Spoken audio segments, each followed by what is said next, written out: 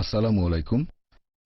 আমার প্রশ্নটা আগের এক মহিলার প্রশ্নের কথার প্রসঙ্গ ধরে, যিনি বলেছিলেন যে ধর্মের মধ্যে ভালো জিনিসগুলো দৃষ্টান্ত হিসেবে তুলে ধরতে হবে। এখন আমি বিশ্বাস করি যে ইসলাম হচ্ছে বড় একটা চেইনের ছোট একটা অংশ। এখানে প্রথমে আমাদেরকে দেখতে হবে ইহুদি ধর্ম, খ্রিস্টান ধর্ম, তারপর ইসলাম। একজন সত্যিকারের মুসলিম হতে গেলে আপনাকে প্রথমে বিশ্বাস করতে হবে ইহুদি আর খ্রিস্টান ধর্ম। আমার প্রশ্নটা হলো, ইসলাম ধর্ম যীশুখ্রিস্টের ক্রুশবিদ্ধ হওয়া সম্পর্কে কি বলেছে? আমি যীশুখ্রিস্টের ক্রুশবিদ্ধ হওয়ার উপরে ইসলামিক গল্পটা বিস্তারিত জানতে চাচ্ছিলাম। আর আমার মনে হয় যদি এই ব্যাপারগুলো পরিষ্কারভাবে ব্যাখ্যা করা যায় তাহলে আমাদের মধ্যে আর তেমন কোনো পার্থক্য থাকবে না, মাঝখানের দূরত্বটাও অনেকখানি কমে যাবে। ভাই, আপনি প্রশ্ন করলেন, এখানে একটা প্রশ্নের ভেতরে দুটো অংশ। আপনার মতে একজন মুসলিম তখনই মুসলিম হতে পারে যদি আগে ইহুদি আর খ্রিস্টান ধর্ম বুঝে তারপর ইসলাম বুঝতে চায়। আমি এটা মানতে পারছি না। আল্লাহ পবিত্র কোরআনে বলেছেন সূরা আলে ইমরান অধ্যায় নম্বর 3 আয়াত নম্বর 19, আল্লাহ সুবহানাহু ওয়া তাআলার কাছে একমাত্র গ্রহণযোগ্য দিন হচ্ছে ইসলাম। মুসা নবী যে ধর্ম প্রচার করেছেন সেটা আসলে ছিল ইসলাম, তিনি ইহুদি ধর্ম প্রচার করেননি। যীশু খ্রিস্ট যে ধর্মটা প্রচার করেছেন সেটাও ছিল আসলে ইসলাম, তিনি খ্রিস্টান ধর্ম প্রচার করেননি। খ্রিস্টান ধর্ম শব্দটা বাইবেলের কোথাও নেই, এটা কি জানেন?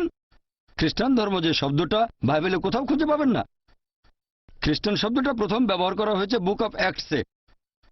বুক অফ অ্যাক্টস বলছে যে অ্যান্টিওকের লোকজন তারা যীশু খ্রিস্টের অনুসারীদেরকে ডাকত খ্রিস্টান বলে, এই নামটা দেওয়া হয়েছে আর সেটা দিয়েছে অ্যান্টিওকের লোকজন।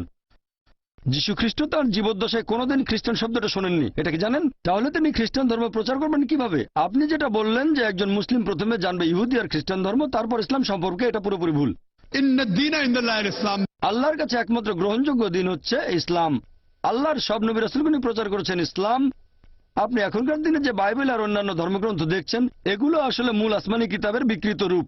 এবার আপনার প্রশ্নটা যে ইসলাম যিশুর ক্রুশবিদ্ধ হওয়া সম্পর্কে কি বলে, এ ব্যাপারে ইসলামের দৃষ্টিভঙ্গিটা কেমন? কোরআন বলছে সূরা নিসা অধ্যায় নম্বর 4 আয়াত নম্বর 157 যে তারা বড়াই করে বলে আমরা মরিয়মের পুত্র যিশুকে হত্যা করেছি।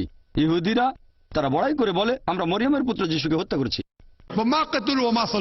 তারা তাকে হত্যা করেনি, তাকে ক্রুশবিদ্ধও করেনি, কিন্তু তাদের এরকম বিভ্রম হয়েছিল। যারা তার সম্পর্কে মতভেদ করেছিল তারা সংশয়যুক্ত ছিল, অনুমান ছাড়া তাদের কোনো জ্ঞানই ছিল না, আর এটা ছিল নিশ্চিত যে তারা তাকে হত্যা করেনি। তাহলে পবিত্র কোরআন অনুযায়ী ইহুদিরা বড়াই করে বলেছিল তারা যিশু আলাইহিস সালামকে হত্যা করেছে, তবে তারা তাকে হত্যা করেনি, তাকে ক্রুশবিদ্ধও করেনি, কিন্তু তাদের এরকম বিভ্রম হয়েছিল। যারা মতভেদ করেছিল তারা সংশয়যুক্ত ছিল, অনুমান ছাড়া তাদের কোনো জ্ঞান ছিল না, এটা নিশ্চিত তারা তাকে হত্যা করেনি। তাহলে পবিত্র কোরআনের ভিত্তিতে আমরা বিশ্বাস করি যীশু খ্রিস্ট ক্রুশবিদ্ধ হয়ে মারা যাননি। মানুষের এরকম বিভ্রম হয়েছিল। আমি একটা বিতর্ক করেছিলাম যে যীশু খ্রিস্ট কি সত্যি ক্রুশবিদ্ধ হয়েছিলেন। ক্রুসিফিক্সন মানে কোনো ব্যক্তি ক্রুশবিদ্ধ হয়ে মারা যাওয়া। সেই বিতর্কে আমি প্রমাণ করেছিলাম যে যীশু খ্রিস্ট আসলে ক্রুশবিদ্ধ হয়ে মারা যাননি।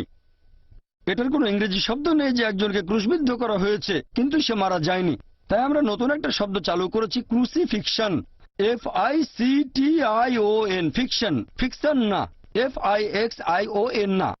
আমরা বিশ্বাস করি এটা হলো ক্রুসিফিকশন, CRUCIFICTION, তবে ক্রুসিফিকশন না, FIXION। আমি সেই বিতর্কে প্রমাণ করেছিলাম যে তিনি ক্রুশবিদ্ধ হয়ে মারা যাননি।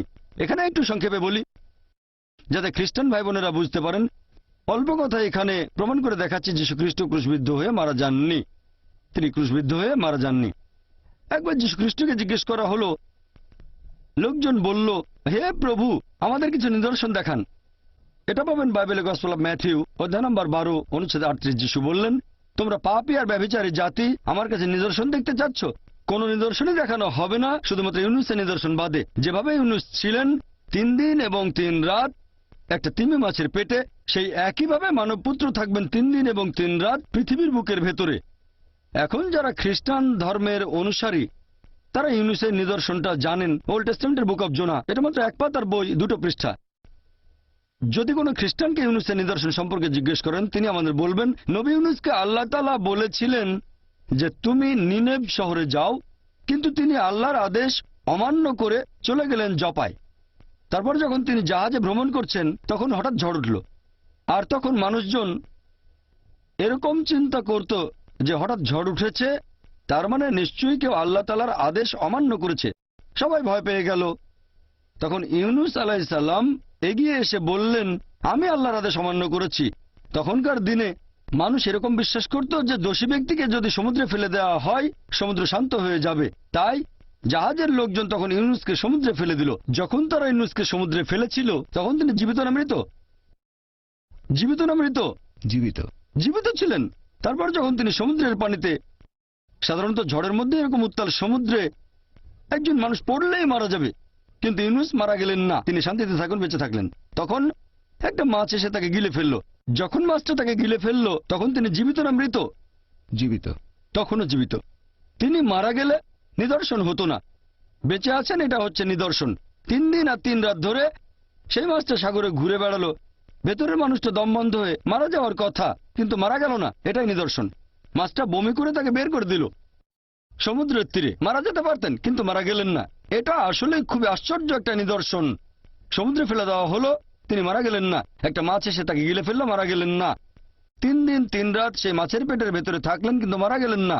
মাছটা বমি করে তাকে বের করে দিল, তিনি মারা গেলেন না। খুবই আশ্চর্যজনক একটা নিদর্শন। যীশু খ্রিস্ট তার নিজের মুখে বলেছিলেন যে যেভাবে ইউনূস 3 দিন এবং 3 রাত ছিল তিমি মাছের পেটে, সেই একইভাবে মানবপুত্র 3 দিন এবং 3 রাত থাকবেন পৃথিবীর বুকের ভেতরে। একজন খ্রিস্টানকে জিজ্ঞেস করেন, যীশু খ্রিস্ট যে সময় সমাধিকক্ষে ছিলেন, ধরে নিলাম 3 দিন 3 রাত ধরে, তখন তিনি জীবিত না মৃত? তিনি তখন জীবিত না মৃত? খ্রিস্টানরা উত্তরে বলবে তিনি ছিলেন মৃত। তাহলে তো এটা পরস্পর বিরোধী। যিশু যদি ইউনূসের নিদর্শন নিয়ে ভবিষ্যৎবাণীটা পূরণ করতে চান, তাকে থাকতে হবে জীবিত।